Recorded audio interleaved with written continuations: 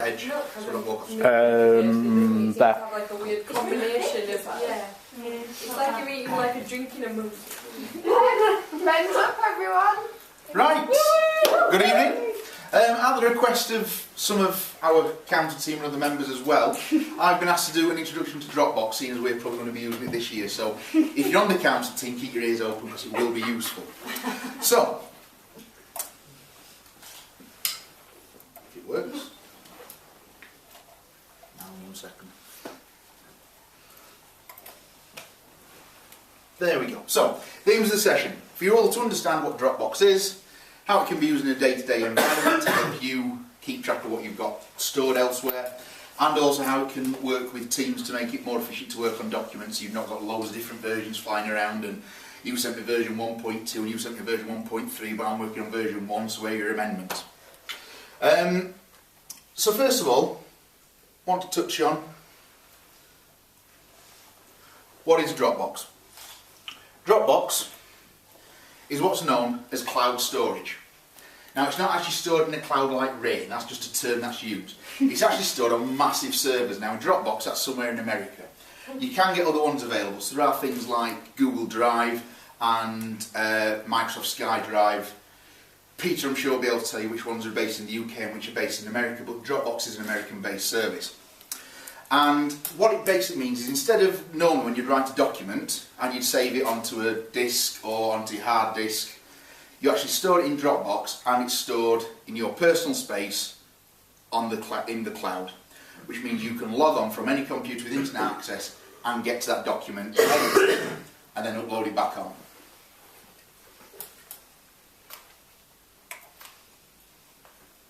So, first of all, how do you get an account? We start by going to Dropbox.com, and when you're there you'll see that screen, and very easy homepage. You then click sign up. When you've clicked that, it opens up, you fill your details in, press sign up and follow the on-screen instructions. It's dead easy. Once you've excuse me, when you've signed up and you've gone through the process of giving all your details and everything else, you'll see a screen that looks like that. Now, as it kind of accepted the screen to be a bit bigger, so if you can't see that, I apologise, but I'll go through all the different details. And this is a screen grab of my Dropbox at the moment.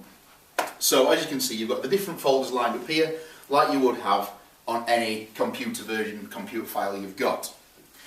When you're going through the sign up, you'll have an option to download Dropbox software to your computer. And if you do, you'll end up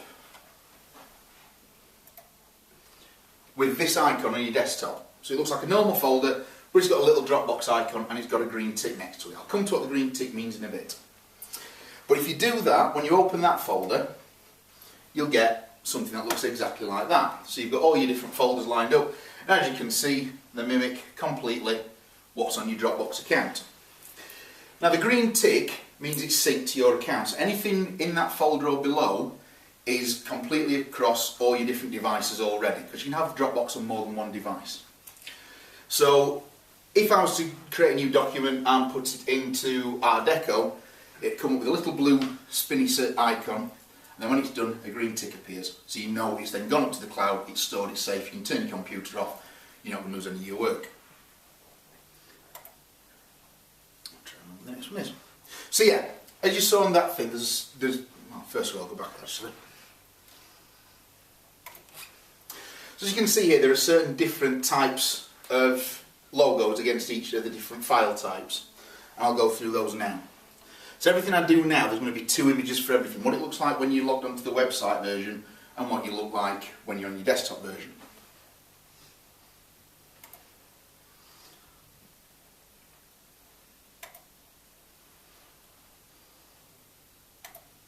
So first of all, you've got a normal folder. So online, just an image of a folder. And on your desktop, again, it's a normal folder but with a green tick. If you store something in one of these folders, it is secure on your site. Nobody else can access it. You can store what you want on there. It can't be found. It's secure behind your password and your account. The next one, this only appears if you then add Dropbox onto your phone, which I recommend you do, because this is a really nice trick. this is your camera upload. So every time you take a photo with your camera, it automatically sends it straight to your Dropbox account.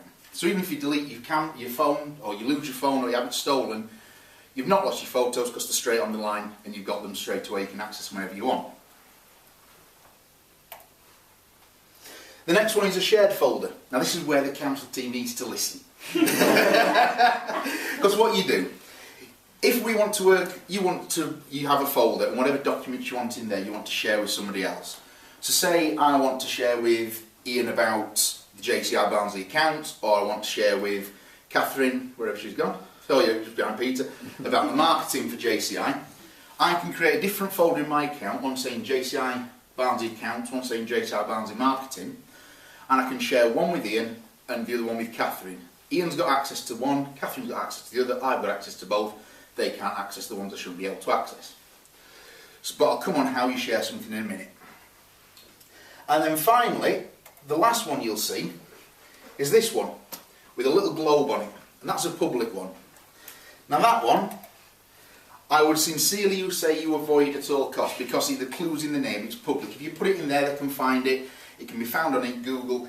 It's just not worth doing unless you want something out in the public, in which case you can do, but there's better ways to do it, which I'll come on to. How am I doing for time? Hour? Okay. So, sharing a folder. So first of all, you go on the website version, you would highlight the folder. And then you would click Invite to Folder. Once you've done that, the equivalent of doing that on the desktop version is you highlight the folder, and then on a PC you right click. On a Mac I believe it's Command then click, because it's only got one button, it's a bit silly. And click Share this folder.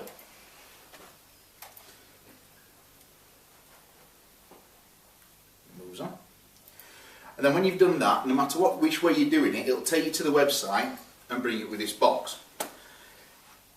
All you have to do at that point is start typing email addresses in, like you would do normally if you were sending an email, and it will just automatically send them. And what you do at that point, you then, well first of all, I'll go through it because I've just reading it. So, you invite your members by putting your email addresses in. If you want to import your contacts, you can do from things like Hotmail, Facebook, I think you can do Twitter as well now. There's a few other ones you can invite them from. And then another one you need to be aware of is this one, allow members to invite others. So going back to the accounts example, if I invited Ian to the JCI Barnsley account for the folder, if I left that unticked, he's then got the ability to share that with whoever else he wants. So if you want to just share to specific people that you only invite, make sure you untick that box because it is ticked by default. So make sure you untick that, otherwise anyone can come in. And then the final thing you do is you press Share Folder, and then a little email gets sent out to everyone saying, Ben has asked you to share a folder on Dropbox, click here to add it. And when you've done that, it'll change from a normal folder icon to the one with a little couple of people on it, so you can identify if it's a shared folder or not.